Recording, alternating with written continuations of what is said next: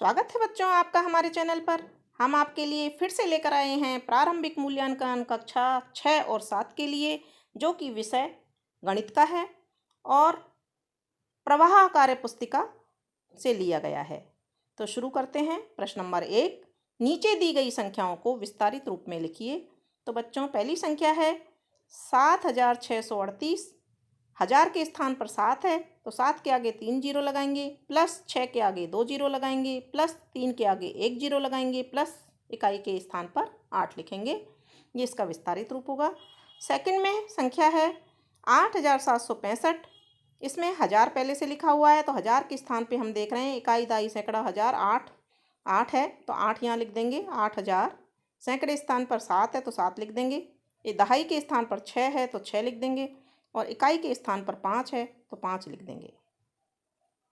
प्रश्न नंबर 2 है, नीचे दी गई संख्याओं को अंकों में लिखिए। पहली संख्या है 1770। इसको शब्दों में लिखा हुआ है, अंकों में हम इसको इस तरह से लिख देंगे। दूसरी संख्या है 5003। 5003 यानी 5 को 1000 के स्थान पर रखेंगे और 3 को इकाई के स्थान पर रखेंगे। बीच में कोई संख्या नहीं है इसलिए 0 0 लगाएंगे और ये संख्या बन जाएगी 5003। प्रश्न नंबर 3 है, बताइए कि टीम क और टीम ख में किसके अंक ज़्यादा हैं और कितने ज़्यादा हैं। एक सारणी दी हुई है जिसमें टीम क दिया हुआ है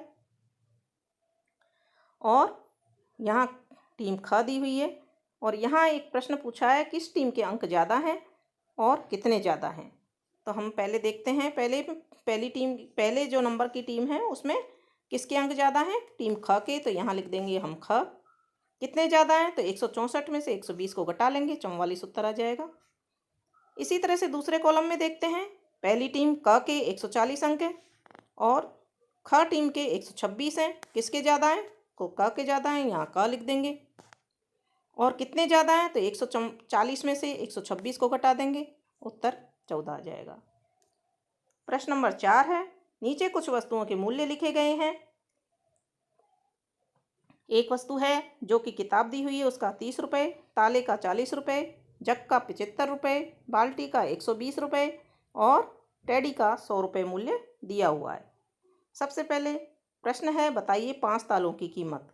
5 तालों की कीमत निकालने के लिए 5 को, एक ताले का मूल्य 40 रुपये, 40 से गुणा कर देंगे, 5 चौक 20, 200 रुपये इसका मूल्य आ जाएगा। 5 तालों की कीमत कितनी आ जाएगी, 200 रुपये। दो जग की कीमत यहाँ एक जग की कीमत दी हुई है 75 रुपये। 75 को 2 से 2 की निकालनी है तो 2 से गुणा कर देंगे और गुणा करने पर आएगा 150 रुपये। अगला है 3 किताब की कीमत। 3 किताब की कीमत, एक किताब की कीमत 30 रुपये दी हुई है तो 30 को 3 से गुणा कर देंगे, 30 दिया 90 तो 3 किताब की कीमत 90 रुपये आ जाएगी। प्रश्न नंबर 5 है, नीचे दी गई आकृतियों के छायांकित भाग को उनके भिन्नों से मिलाइए। सबसे पहले भिन्न है 4/5। हम देखते हैं कि इस कॉलम में 5 में से 4 भाग भरे हुए हैं तो इसको हम इससे मिला देंगे और इसी तरह से इससे इसको मिला देंगे। इसमें से भी 5 में से 4 भाग भरे हुए हैं। दूसरी भिन्न है 1/2। 1/2 हम देखते हैं, इसमें 2 हिस्सों में से एक भाग छायांकित है तो 1/2 का ये दर्शाता है 1/2 को। और नीचे हम देखते हैं कि यहाँ पर 4 में से 2 भाग छायांकित हैं, यानी कि ये इसकी समतुल्य 1/2 की समतुल्य भिन्न है तो इसको इससे मिला देंगे। तीसरी भिन्न है 2/6। तो यहाँ हम देखते हैं कि यहाँ 6 भाग में से 2 छायांकित हैं तो इसको यहाँ से मिला देंगे। और इस साइड में 1 2 3 4 5 6 भाग हैं जिनमें से 2 छायांकित है तो ये भी इसके बराबर की भिन्न है, इसको मिला देंगे। 1/3 यहाँ हम देखते हैं 1/3 यानी 3 हिस्सों में से एक को छायांकित किया है तो 1/3 बन जाएगी और 1/3 को हम इधर भी मिलाएंगे क्योंकि 1 2 3 3 में से एक गोले को छायांकित किया है तो ये इसकी बराबर की भिन्न है। प्रश्न नंबर 6 है, चित्रों को देखकर छायांकित भाग के समतुल्य भिन्न लिखिए। यहाँ हम देखेंगे बच्चों कि ऊपर के चित्र में 2 भाग दिए हुए हैं और एक को छायांकित किया हुआ है तो इसकी भिन्न बन जाएगी 1/2। और नीचे चित्र में 10 खाने दिए हुए हैं जिनमें से 5 भाग को छायांकित किया हुआ है, तो इसकी भिन्न बन जाएगी 5/10। ये एक दूसरे की समतुल्य भिन्न हैं। इसी तरह से इस चित्र में हम देखते हैं कि यहाँ 5 भाग में से 2 को छायांकित किया है तो 2/5, और नीचे 10 भाग हैं तो 10 में से 4 को छायांकित किया है तो 4 को ऊपर लिखेंगे, 10 नीचे लिखा हुआ है, तो 2/5 की 4/10 समतुल्य भिन्न बन जाएगी। प्रश्न नंबर 7 है, पैटर्न को आगे बढ़ाइए। पैटर्न हम देखते हैं कि यहाँ पर 2 त्रिभुजों के नुकीले हिस्से मिलाएं और इसमें 2 त्रिभुजों के आधार को मिलाया हुआ है, तो वापस 2 त्रिभुज के नुकीले हिस्से, तो इसके आगे वापस 2 त्रिभुज के आधार मिलाएंगे, फिर नुकीले हिस्से वाले मिलाएंगे, फिर आधार वाले मिलाएंगे, फिर नुकीले हिस्से वाले मिलाएंगे। इस तरह से ये पैटर्न पूरा हो जाएगा। प्रश्न नंबर 8 है, पैटर्न पूरा कीजिए। क में दिया हुआ है स्मॉल लेटर में AA, फिर कैपिटल लेटर में BB, फिर स्मॉल लेटर में CC, फिर कैपिटल में DD, फिर स्मॉल में EE। तो आगे का पैटर्न बढ़ाते हुए लिखेंगे कैपिटल के FF, फिर स्मॉल के GG, फिर स्मॉल में कैपिटल में HH। इसी तरह से ख में सबसे पहले दिया हुआ है ABCD, इसके आगे दिया हुआ है EFGH, फिर दिया हुआ है IJKL, फिर दिया हुआ है MNOP, यानी कि 4 अक्षर दिए हुए हैं। तो इसके आगे क्रम से हम चलते रहेंगे। P के बाद में आता है QRST, UVWX, YZAB। प्रश्न नंबर 9 देखते हैं, छूटे हुए पैटर्न को ढूंढिए। पैटर्न दिया हुआ है 35, 40, 35 में 5 जोड़ते हैं 40, फिर खाली जगह है, फिर खाली जगह है, फिर खाली जगह है और फिर 60 है। तो हम यहाँ देखते हैं 40 और 5 45, 45 और 5 50, 50 और 5 55 और 55 और 5 60 आ जाता है, यानी कि ये पैटर्न में यहाँ रिक्त स्थान में ये संख्याएं आएंगी। अगला प्रश्न है, चित्रों को टैली चिन्ह का प्रयोग करके गिनिए। टैली चिन्ह का प्रयोग करके गिनना है हमको चित्रों को। यहाँ एक उदाहरण दिया हुआ है कि इसमें 8 सितारे दिए हुए हैं, 8 सितारों को 5 के टैली मार्क से दर्शाया है।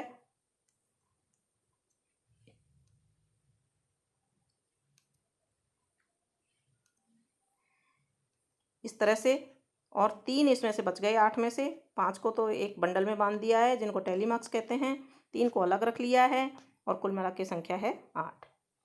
नीचे हम देखते हैं कि कुल 18 चित्र त्रिभुज के बने हुए हैं, ये 18 हैं। तो 18 को हम देखते हैं 5-5 के बंडल में बांधेंगे, 5 5 10, 5 3 15 और फिर बच गए 3, तो 3 को खुले छोड़ देंगे और ये 18 यहाँ लिख देंगे। इसके बाद में जो चित्र दिए हुए हैं कुल मिलाकर के 14 चित्र हैं, 14 को यहाँ लिख देंगे और 14 को हम टैली मार्क्स द्वारा 5-5 के 2 टैली मार्क्स बनाएंगे और सेट बनाएंगे और फिर जो 4 बच गए हैं उनको खुले रख देंगे। अगला प्रश्न देखते हैं, राम 1 घंटे में 40 पेज टाइप करता है तो वह 8 घंटे में कितने पेज टाइप करेगा। क्योंकि 1 घंटे में टाइप करता है 40 पेज, तो 8 घंटे में कितने करेगा, गुणन क्रिया करेंगे, 8 को 40 से गुणा कर देंगे, 8 चौक 32, 320 पेज वो टाइप करेगा। प्रश्न नंबर 12 है, रिक्त स्थानों की पूर्ति कीजिए। शून्य में किसी संख्या का भाग देने पर भागफल कितना प्राप्त होता है, 0 ही प्राप्त होता है। प्रश्न नंबर 2 है, भाग की क्रिया में यदि शेषफल खाली जगह प्राप्त होता है तो भाग पूरा पूरा जाता है। जब भाग पूरा पूरा जाता है तो शेषफल हमें क्या प्राप्त होता है बच्चों, 0 प्राप्त होता है। तो यहाँ हम 0 लिख देंगे। प्रश्न नंबर 13 है, प्रश्नों के उत्तर लिखिए। चौक के डिब्बे में कितने पृष्ठ होते हैं, यानी सतह होती हैं। चौक का डिब्बा हमने सबने देखा है, उसमें 6 सतह होती हैं। प्रश्न नंबर 2 है, घन की सतह आयत की आकृति की तरह होती है या वर्ग की तरह। जो घन होता है वो 6 वर्गों को मिलाकर के बनता है, तो उसकी सतह कैसी होती है, वर्ग की तरह होती है।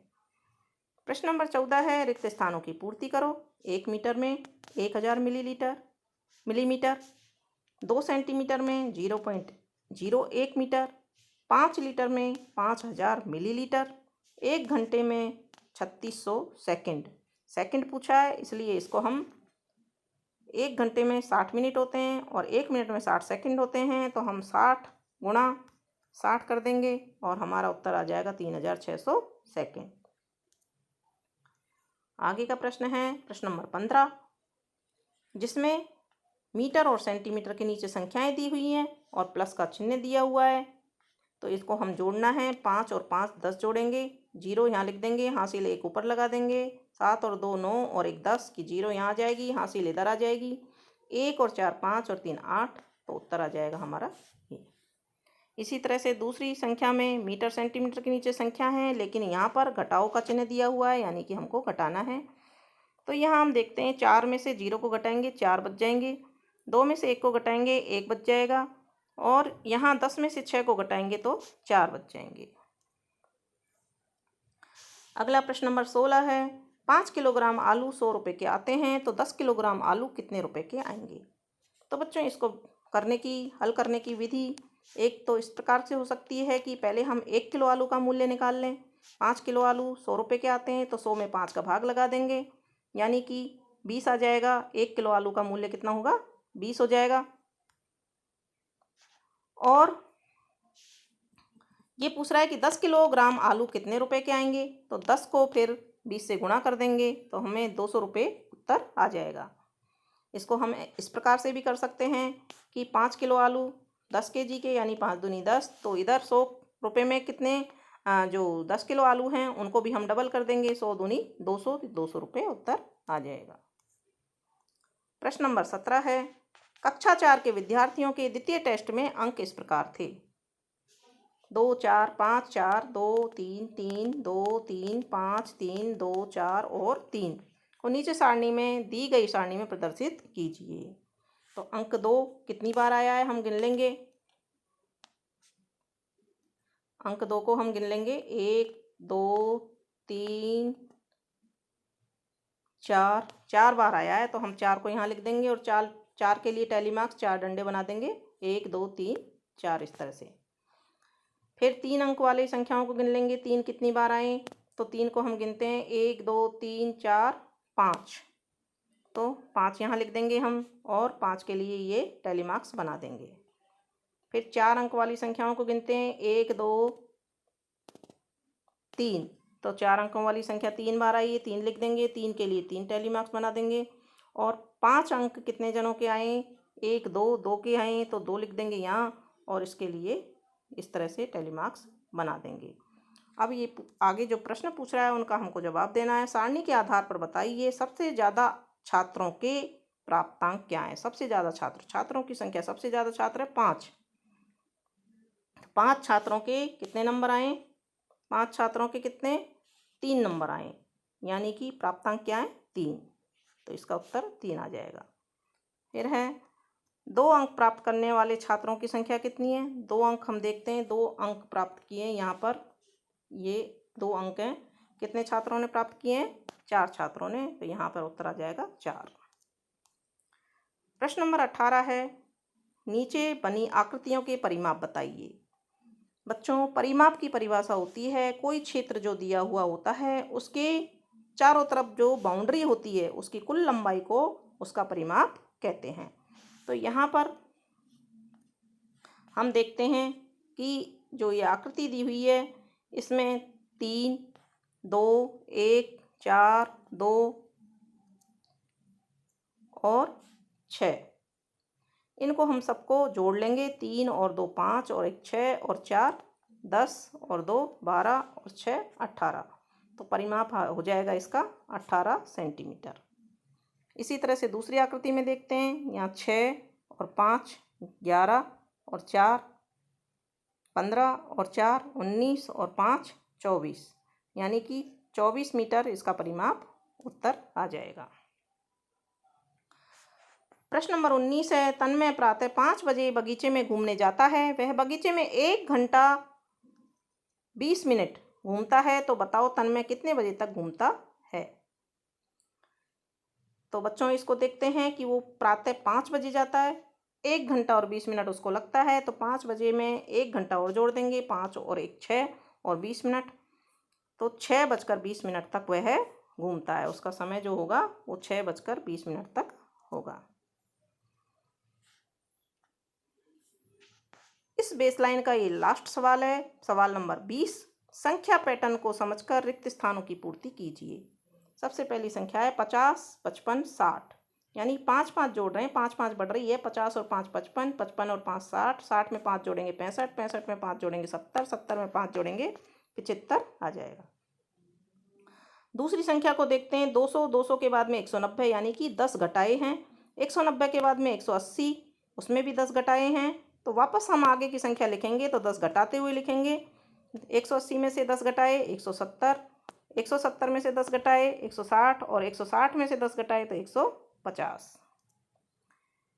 फिर सवाल नंबर इसका अगला है 8, 16, 24, यानी 8 दूनी 16, 8 तिया 24। 8 का पहाड़ा चल रहा है, यानी कि 8 के गुणांक में संख्या आगे बढ़ रही है।